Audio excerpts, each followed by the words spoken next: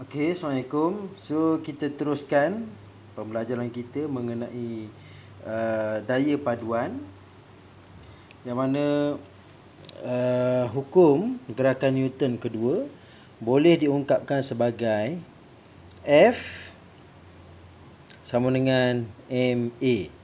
Okey, jika suatu objek mengalami berapa daya pada satu masa, F tu mewakili apa? Daya paduan ke atas objek itu.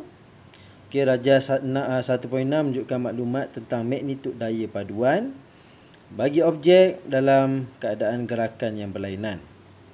Okey, contohnya dia bagi sini objek dalam keadaan pegun. Pegun ni maksud apa? Dia tak bergerak. Tak bergerak. Jadi dalam keadaan kereta ni tak bergerak, sudah tentulah hal laju dia kosong. Manakala pecutan dia juga adalah kosong. Dan daya paduan yang bertindak atas kereta ni pun kosong. Kosong Newton. Okey, jadi berat kereta adalah sama dengan tindak balas normal. Tindak balas normal tu adalah R. R besar. Okey, jadi kalau objek ni bergerak dengan hal laju seragam, kan? Kalau 60 km sejam tu 60 km sejam je, kan? Jadi pada masa ni kita kata hal laju dia adalah malar ataupun tidak berubah. Sebab apa? Dia bergerak pada hal laju yang sama je, seragam sahaja. Okey, jadi pecutan dia adalah kosong lah, kan? Sebab kalau dia 60 je, 60 km sejam saja, dia tak naik pun jadi 70 ke 78 ke, tak ada. Dia pecutan dia adalah kosong. Hal laju awal sama je dengan hal laju akhir. Jadi dia adalah kosong. Okey, daya paduan pula pada masa tersebut adalah kosong Newton. Okey, jadi berat kereta sama dengan tindak balas normal. Tujahan enjin sama dengan seretan daya seretan itulah. Okey, kalau objek bergerak dengan pecutan seragam, maksudnya dia pecut, kan? Okey, jadi hal laju dia semakin bertambah lah. Sebab apa? Dia memecut, kan? Jadi hal laju akhir tak sama dengan lebih tinggi pada hal laju awal. Pada masa ini pecutan dia bukanlah bersama dengan kosong, dan juga daya paduan dia pun tak sama dengan kosong. Okey, jadi berat kereta sama dengan tindak balas normal. Ini sama. Manakala tujahan enjin lebih besar daripada seretan, maksudnya enjin tu menujah lebih kuat ke depan, kan? Dia lebih besar pada seretan, daya seretan tu. Dan juga daya paduan dia adalah tujahan enjin tolak dengan seretan. Jadi sebab itulah kereta tu ke depan. Jadi sebab apa? Tujahan enjin lebih tinggi berbanding daya seretan. Okey, kita pergi kepada penyelesaian masalah. Penyelesaian masalah yang mana kita nak cuba jawab soalan ni. Okey, rajah 1.7 menunjukkan sebiji buah kelapa berjisim 2 kilo yang sedang jatuh dengan pecutan 9 meter per saat. Okey, jadi buah kelapa ni berat dia 2 kilo, dia jatuh pada pecutan 9 meter per saat. Okey, lakarkan gambar rajah jasad bebas bagi buah kelapa tersebut. Okey, jadi daya bertindak ke atas buah kelapa tu ialah berat dan daya rintangan udara. Jadi rintangan udara ke atas. Rintangan udara ke atas. Kamu buat macam tu, kan? Manakala berat tu menarik ke bawah, kan? Jadi boleh hitungkan daya paduan yang bertindak ke atas buah kelapa. Jadi macam mana kita nak hitungkan daya paduan dia tu, kan? Macam mana kita nak hitungkan daya paduan? Okey, daya paduan dia mana kita kira dia. Okey, semana kita tengok ni. Okey, ini F sama dengan MA, kan? F sama dengan MA. F sini bersama dengan daya paduan. Sekarang ni M tu apa dia? M tu adalah jisim kelapa 2 kilo, kan? Dan juga pecutan dia tu, tadi dia dah sebut dah dalam soalan ni, dia dah sebut dah pecutan dia berapa, iaitu 9 meter per saat. Jadi kamu dah ada dah tahu dah ni formula je. Kamu just masukkan sahaja. Kan? Just masukkan sahaja. Jadi berapa? 9 darabkan dengan 2. Jadi kamu akan dapatlah 18 Newton. 9 darab 2, 18 Newton. Okey, jadi kemudian soalan seterusnya, C tu, nyatakan arah daya paduan tersebut. Okey, jadi daya tu dia memecut ke mana?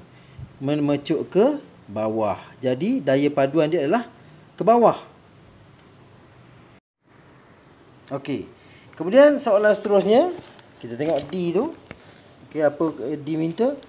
Okey, berapakah magnitud rintangan udara yang bertindak ke atas buah kelapa? Kalau pecutan graviti dia 9.81. Okey, jadi kita ketahui jisim buah kelapa dia 2 kilo. Dan pecutan graviti adalah 9.81 meter per second kuasa 2 lah. Okey, negatif 2. Okey, berat buah kelapa adalah kamu kira kan berat ni, bila mana berat ni adalah bersamaan dengan jisim dia. Jisim darabkan dengan G. G itu adalah graviti. Jadi kita nak dapatkan dia punya berat ni, berat buah kelapa. Kita tahu buah kelapa tu jisimnya 2 kilo. Sekarang berat dengan jisim tu adalah dua benda berbeza ya. Sebab apa? Berat ni adalah hasil darab antara jisim dengan pecutan graviti. Jadi kamu dapat berat. Kena tahu beza tu ya. Kalau bila mana-mana dalam soalan fizik ni dia kata berat, berat tu adalah bersamaan dengan jisim darabkan dengan pecutan graviti. Jadi kamu dapat 19.62 Newton. Jadi untuk dapatkan daya adalah bersamaan dengan okey, kamu tengok ni. Kan tadi ni berat dengan berat ke bawah, rintangan udara ke atas. Berat tu ke bawah kan, rintangan udara ke atas. Jadi dia punya formula dia, daya adalah bersamaan dengan berat buah kelapa tu ditolakkan dengan rintangan udara. Daya rintangan udara tu. Okey, jadi 19 yang mana F ni, mana kamu dapat yang ni? Kan? F tu adalah daya paduan. Daya paduan ke bawah kan? Daya paduan buah kelapa tu ke bawah. Okey, daya paduan dia adalah 18 yang kamu dah kira ni. Okey, sekarang ni kamu dah tahu berat, tapi kamu tak tahu rintangan ni. Betul tak? Berat ni sebab apa? Berat buah kelapa tu adalah jisimnya didarabkan dengan pecutan graviti ke bawah. Jadi 18 sama dengan 19.62 tolakkan dengan rintangan. Jadi ini tolak sini jadi negatif 18. Dapatlah 1.62 Newton. Jadi rintangan dia, daya rintangan dia kan, rintangan tu adalah 1.62. Okey, kita tengok pula contoh yang kedua. Seorang penumpang berjisim 60 kg berada dalam sebuah lift. Lakarkan gambar rajah jasad bebas menggunakan simbol W. W ni kita tahu dia adalah berat untuk berat penumpang, dan R untuk tindak balas normal pada lantai lift. Okey, jadi kamu buat macam ni lah. Okey, buat orang mana kamu tahu bahawa berat adalah bawah dan tindak balas normal adalah, daya tindak balas normal tu adalah R, yang dia ke atas. Okey, dalam keadaan pegun. Kalau dalam keadaan pegun, jadi sebab itulah pentingnya tadi kamu kena tahu yang ini. Yang ini. Dalam keadaan pegun, daya paduannya adalah kosong. Dalam keadaan pegun, daya paduannya adalah kosong. Pecutannya berkosong, hal lajunya pun adalah kosong. Jadi, okey, dalam keadaan ini, okey, dia tanya Hitungkan magnitud tindak balas normal R dalam keadaan pegun. Okey, daya paduan kosong. Jadi pada masa ini tindak balas normal adalah sama dengan berat. Tindak balas normal sama dengan berat. Okey. Tindak balas normal dia adalah sama dengan berat. Mana kamu dapat tu? Yang ni. Berat kereta sama dengan tindak balas normal ni. Kamu kena ingat ni formula ni. Kalau kamu tak ingat ni, macam mana kamu nak tahu, macam mana nak kira? Okey. Jadi tindak balas normal sama dengan berat. Jadi berat tu adalah bersamaan dengan jisim daratkan dengan pecutan graviti. Jadi sama dengan berapa dia punya berat dia? 60. Berapa dia punya jisim dia? 60 daratkan dengan 9.81, iaitu pecutan graviti. Kamu dapatlah ini. Jadi ini adalah daya untuk ini. Ini adalah untuk ini, iaitu tindak balas normal. Okey, kemudian dia tanya pula, okey, hitungkan tindak balas normal R tu sekiranya apabila lift tu bergerak ke atas dengan pecutan 1.2 meter per second kuasa 2 tu lah. Okey, berapakah tindak balas normalnya? Okey, kamu kena ingat F, daya paduan adalah ini. Ini adalah daya paduan. Jadi F sama dengan MA. Jadi F ni samalah juga dengan yang ni. Kan? W tolak R. Kan? Jadi dalam keadaan ini, iaitu pada masa tersebut dia dalam keadaan pecutan 1.2. Pecutan dia 1.2 meter per second. Okey, jadi untuk penyelesaian masalah yang seterusnya, okey, bergerak ke atas. Okey, jadi kalau dia kata bergerak ke atas, kamu kena ingat kalau dia bergerak ke atas, maksudnya W ni akan jadi negatif. Berat ni dia sentiasa ke bawah. Kalau dia bergerak ke bawah, yang ni jadi negatif. R ni akan jadi negatif. Tapi dalam keadaan ini, kalau dia ke atas, maka berat ni akan jadi negatif. Berat ni akan jadi negatif. Kalau dia ke bawah, R ni akan jadi negatif. Kan? Tapi sekarang ni kita cerita bahawa dia ke atas. Contoh tadi, macam yang tadi saya tunjukkan kamu. Yang ni kelapa tu turun ke bawah. Okey, ni kelapa. Ni W, ni R. Atas ni R. Okey. Sekarang ni kelapa ni jatuh ke bawah. Kalau kelapa jatuh ke bawah, maksudnya R ni akan jadi negatif. Sebab tu kamu jadi W tolak R. Okey, yang kes yang ini dia bergerak ke atas. Kalau dia bergerak ke atas, maksudnya yang ni akan jadi negatif. Beratnya akan jadi negatif sebab dia bergerak ke atas.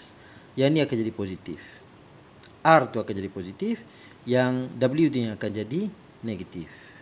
Sebab itulah kamu tengok dalam buku ni, okey, F sama dengan MA ni kita tahu daya paduan.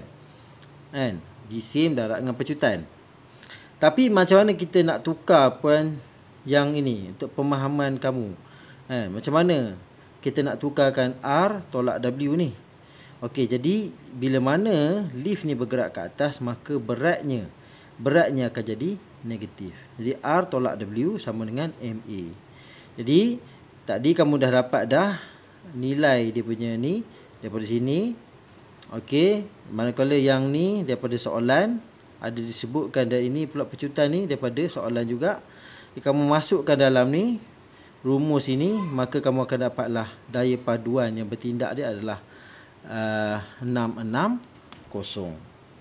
Okey. Jadi di sini pentingnya pemahaman kamulah.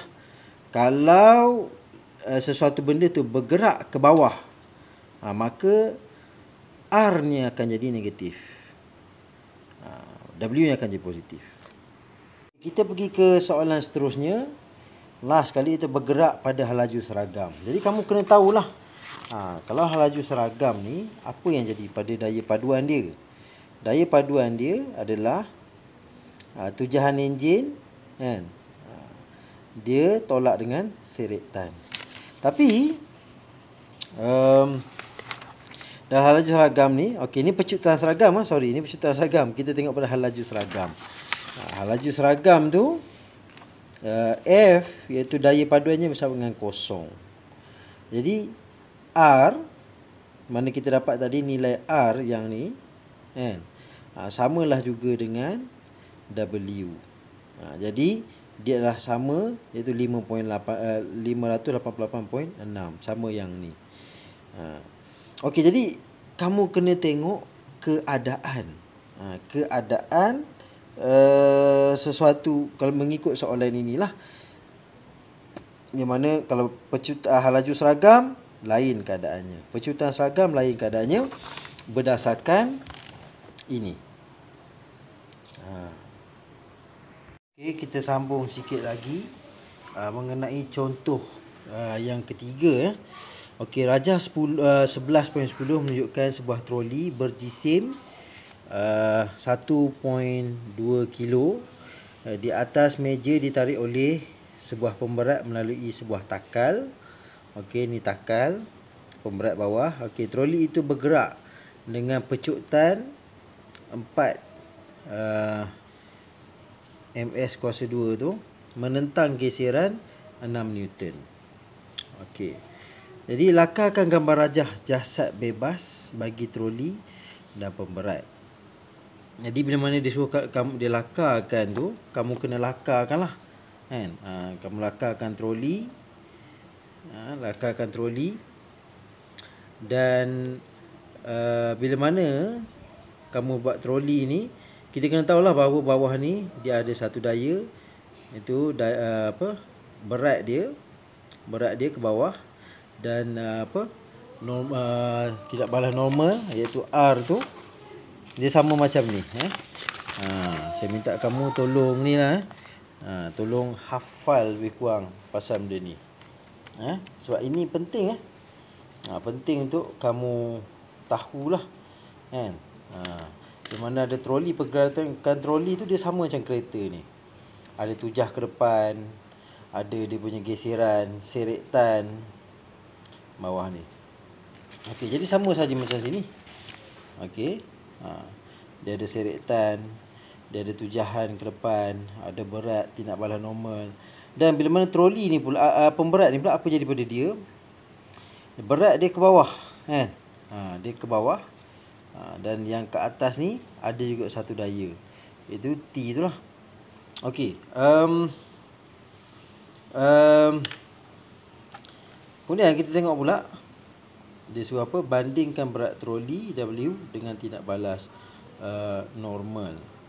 Okey, bila mana dia suruh bandingkan, okey, dalam keadaan pergerakan ni dia ke depan tu, apa jadi pada tindak balas normal, kan? Jadi ketika benda ni terjadi, suatu troli ni akan ke depan, kan? Betul tak? Ke depan. Jadi apa jadi antara berat ni dengan tindak balas normal ni? Di sinilah kamu kena rujuk di sini. Rujuk sini. Apa jadi? Yang mana tindak balas, iaitu berat kereta itu dianggap sama dengan tindak balas normal. Jadi itulah ditulis di sini. Jadi dalam keadaan seperti ini, dia sama macam yang kita tengok dalam contoh yang ni lah. Contoh yang ni, yang kereta bergerak ke depan ni, ada tujahan ke depan, kan? Ni tujahan enjin. Tapi yang contoh yang ni kita dapat tengok bahawa dia tarikan daripada pemberat, kan? Dia tujah ke depan, iaitu T ni ya. Okey. Jadi berat troli tu dia sama dengan tindak balas normal. Okey, kemudian dia kata hitungkan daya paduan yang bertindak ke atas troli F terhadap troli. Apa dia daya paduan dia?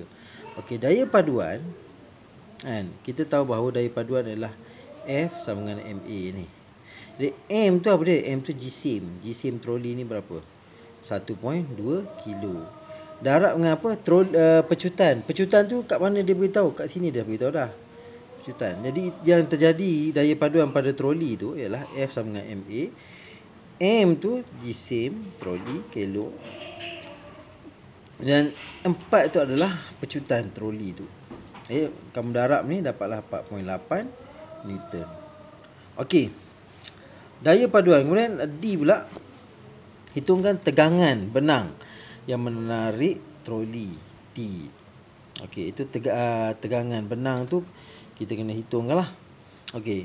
Daya paduan dia adalah 4.8 Newton kamu dapat tadi. Manakala geseran pula dia dah terangkan sini. Geseran adalah 6 Newton. Okey, jadi daya paduan adalah samaan dengan T, iaitu dia tegangan dia, tegangan tali, tegangan benang tu tolak dengan FR ni, iaitu dia geseran. Jadi bila mana kali ni kamu betulkan semula, T ni ke depan, F ni bawa sini, kamu akan dapat ni lah. Ini tolak ke sini, dia kena tambah lah. T sama dengan daya paduan tambah dengan geseran. Jadi kamu dapat kira lah tegangan tali tu adalah 4.8 tambah dengan 6 Newton. Ia 10.8 Newton. Okey, timbul satu persoalan. Kan? Persoalannya adalah bagaimana dapat F negatif R. Kan? F negatif R. Macam mana boleh dapat ni? Macam mana cikgu dapat ni? Itu yang saya nak terangkan, dia sama macam kita tadi. Kan? Macam sekarang ni daya paduan dia ke depan. Okey, yang geseran ni. Okey, jadi daya paduan ni, okey. Kamu tengok yang sini ya. Tengok contoh yang sini. Yang sini. Ini telah pun diberikan ni. Ni. Daya paduan adalah bersamaan dengan T tolak F. FR tu, iaitu serektan. Okey cikgu, ni tujahan enjin. Yalah, memanglah tujahan kereta ni bergerak disebabkan oleh enjin. Kan? Tapi untuk yang ni, troli ni, dia bergerak disebabkan apa? Tarikan ni. Ini tegangan benang ni yang menarik dia ke depan. Sama sahaja, cuma berbeza nama sahaja, tapi daya yang bertindak tu adalah sama. Okey. Jadi kamu dah dapat tadi ya, iaitu daya paduan sama dengan tegangan benang tu, tegangan benang menarik dia ke depan tolak dengan dia punya geseran. Kita betulkan untuk dapatkan nilai. Kita nak tegangan benang saja. Ini tolak ke sini, bawa ke sini, dapatlah daya paduan tambah dengan geseran. Jadi kamu dapatlah 10.8 Newton. Okey, pecutan pemberat. Okey, soalan E pula, berapakah jisim bagi pemberat? Itu M tu. Macam mana kalau kita nak dapatkan jisim dia? Okey. Jadi F, iaitu daya paduan, darabkan dengan M ni kita tak tahu. Okey, M tu kita tak tahu. Berapakah jisim kita tahu, itu yang kita nak cari. Darabkan dengan 4, iaitu pecutan. Dari mana saya dapat pecutan tu? 4, yang ni. Yang ni. Tapi ini berat troli je. Ini pecutan troli jelah. Pemberat ni jatuh ke bawah dengan pecutan 4, barulah troli ni dapat sama 4. Kan? Baru dia pun dapat pecutan 4. Jadi ini bergerak 4 ke bawah. Ini pun bergerak 4 juga. 4 meter per second tu. Ni. Jadi pemberat dengan troli mempunyai pecutan yang sama. Sebab itulah dia letak sini 4. Jadi kita dapat daya paduan dia adalah bersamaan dengan 4M. Okey, jadi berat pemberat ni iaitu dia punya M darab dengan pecutan graviti, dapatlah 9.81 M. Okey. Yang ni berat pemberat, ini pecutan dia. Ini dia punya daya paduan dia. Okey, jadi kemudian kita tengok pula jasad bebas untuk pemberat. Ni, ini gambar rajah untuk jasad bebas bagi pemberat. Sekarang ni sebab apa? Sebab kita sekarang ni mengira mengenai pemberat. Jadi kita kena tengok jasad bebas, pemberat ini sahaja. Okey, jadi apa daya paduan dia? Daya paduannya, okey, T ni ke atas, B ni ke bawah. Jadi dalam kes ini pemberat ni menarik ke bawah. Jadi gerakan dia adalah ke bawah. Jadi B itu adalah positif. T ni pula dia ke atas. Kan? Dia ke atas. Dia ke atas, dia jadi negatif. Sebab apa? Sedangkan sebab pemberat ni dia ke bawah. Pemberat ni bergerak ke bawah. Jadi T ni dia menjadi negatif. Sebab apa? Dia berlawanan dengan gerakan pemberat ni. Dia jadi negatif T. Sebab itulah daya paduan dia F sama dengan B berat dia tolak T, negatif T. Kan? Sebenarnya F B, kalau kita nak tambahkan, maksudnya kita nak kira ke semua daya-daya ni, okey, tambah negatif T, macam itulah sebenarnya. Habis kita ringkaskan jadi B negatif T. Jadi